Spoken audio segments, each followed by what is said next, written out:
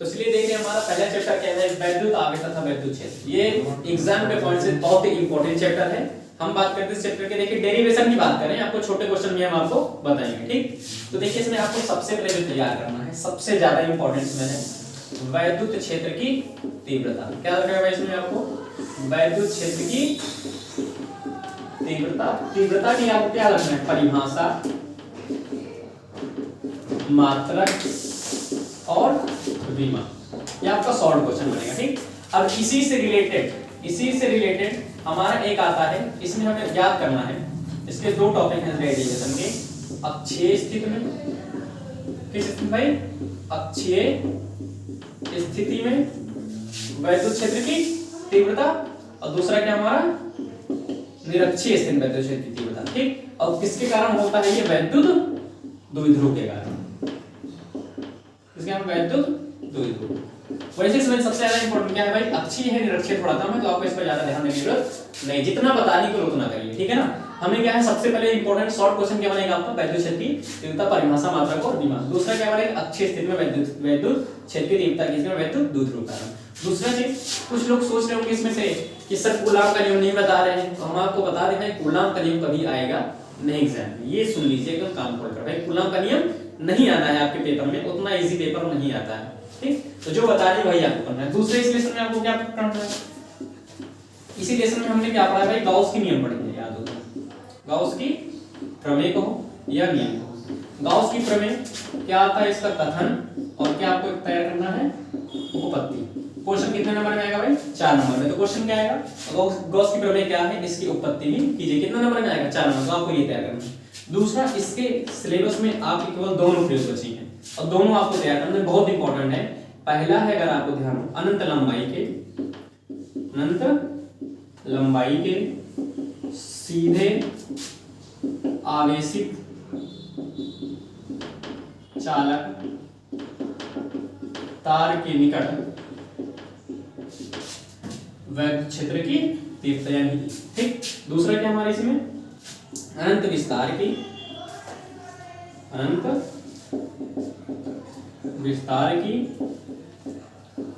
समतल आवेशित चालक चादर के निकट वैद्युत क्षेत्र की तीव्रता, ठीक।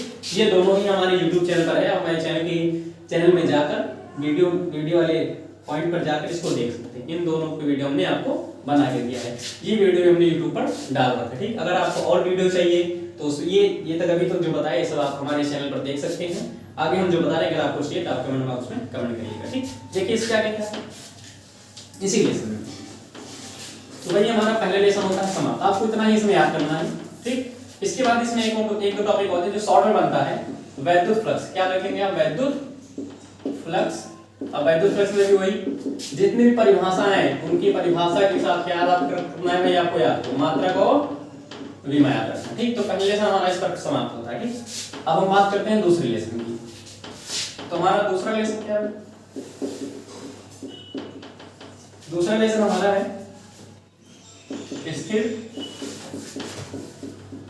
वैद्युत विभव तथा धारिता, ठीक।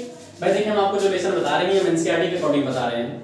तो ये जो लेसन है, इस बार बोर्ड एग्जाम में यहाँ से क्वेश्चन आया था, ठीक। यहाँ से सबसे पहले आपको क्या ध्यान रखना है भाई, इसमें आपको धारिता याद रखना है, छोटी सी परिभाषा है ना। परिभाषा क्या है, संधारित्र द्वारा आवेश को संचित करने की क्षमता को धारिता कहते हैं। धारिता वही चीज क्या रखना है, परिभाषा और मात्रक, और क्या रखना है आपको भाई, विमा, ठीक। इसके बाद इसमें जो सबसे इंपॉर्टेंट टॉपिक है भाई, बहुत ज्यादा इंपॉर्टेंट है, इसको भाई वेरी वेरी वेरी इंपॉर्टेंट करिएगा। देखिए क्या है,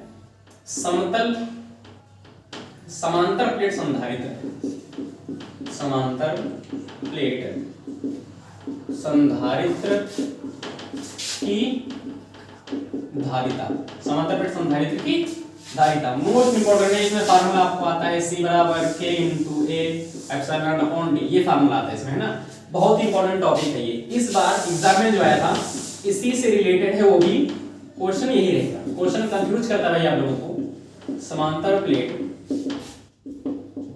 संधारित्र की धारिता जब प्लेट के मध्य, जब संधारित्र के मध्य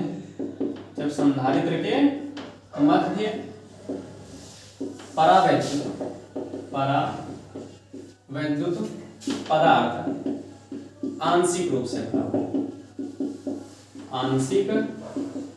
से भरा हो। ये इस बार एग्जाम में आया था भाई, 2022 बोर्ड एग्जाम। ठीक, तो जाहिर सी बात है आप समझ सकते हैं कितना इंपॉर्टेंट भाई अब की बार आया था, ये आने के चांसेस हैं। तो इन दोनों को भाई आप तैयार करते रहिए। ठीक, इसी लेसन में एक टॉपिक और है आपको बता दें, बहुत ज्यादा इंपॉर्टेंट है, आवेशित संधारित्र की स्थिति जुड़ जाए। आवेशित संधारित्र की स्थितिज ऊर्जा, इसमें फार्मूला आता है अगर आप यहाँ तो U बराबर 1/2CV का स्क्वायर। ठीक, बहुत ही ज्यादा इंपॉर्टेंट, बहुत ज्यादा। ठीक, इसी में अगला टॉपिक हम आपको बताने जा रहे हैं, ऊर्जा घनत्व का सूत्र। क्या भाई, ऊर्जा घनत्व। ऊर्जा घनत्व आता है स्मॉल u बराबर होता है कैपिटल U बाई A/D। ठीक है ना, ये फार्मूला है, इसका डेरिवेशन है आपके टॉपिक में। ऊर्जा घनत्व किसे कहते हैं, ऊर्जा घनत्व के लिए फार्मूला आता है, आपको देख लेंगे इसको। तो भाई ये इतने टॉपिक हैं जो इस लेसन में बहुत ज्यादा इंपॉर्टेंट है। ठीक, इसके बाद हम बात करते हैं चैप्टर 3। देखिए चैप्टर 3 हमारा क्या है, विद्युत धारा।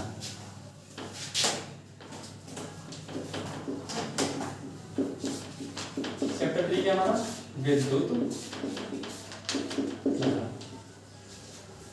ये चैप्टर में बहुत ज्यादा इंपॉर्टेंट, इसमें ओम का नियम है। ठीक, तो इसमें सबसे पहले आपको क्या ध्यान रखना है, सबसे इंपॉर्टेंट टॉपिक, सबसे ज्यादा अनुगमन वेग क्या है, अनुगमन वेग या इसी को हम कहते हैं अपवाह वेग। क्या कहते हैं भाई इसी को हम, अपवाह वेग क्या है, और इसकी सहायता से ओम के नियम का सत्यापन कीजिए। ओम के नियम का सत्यापन कीजिए। बहुत ज्यादा इंपॉर्टेंट है, बहुत ज्यादा इंपॉर्टेंट। ठीक, देखिए वीडियो थोड़ा फास्ट बनाया जा रहा है, लेकिन आपको हम जो टॉपिक बता रहे हैं आप उसको नोट करके उतना ही तैयार कर लीजिए। विश्वास रखिए, नवंबर से आप पढ़कर 24 मार्च से पेपर है, 90 नंबर नहीं आएगा तो बताइएगा, केवल जितना बता रहे उतना तैयारी करते रहिए। ठीक, पहला टॉपिक है इसमें अनुगमन वेग या अपवाह वेग, इसकी सहायता से ओम के नियम का सत्यापन। दूसरा इसी में आता है, छोटी छोटी परिभाषाएं हैं, उस पर आपको बहुत ज्यादा ध्यान नहीं देना है। ठीक है ना, फिर भी बता देते हैं। उसमें हमारा क्या है, धारा घनत्व। ठीक, इसमें आता है भाई गतिशीलता, थोड़ा सा देख लीजिएगा। ठीक है, ये दो टॉपिक याद कर लीजिएगा। इसके बाद देखिए इस लेसन में हमारे पास कुछ और टॉपिक है। इसके बाद इसी लेसन में हमारा है मीटर सेतु है, पोटेंशियोमीटर है। तो आपको बताते हैं भाई जो आपको रखना है, विभव मापी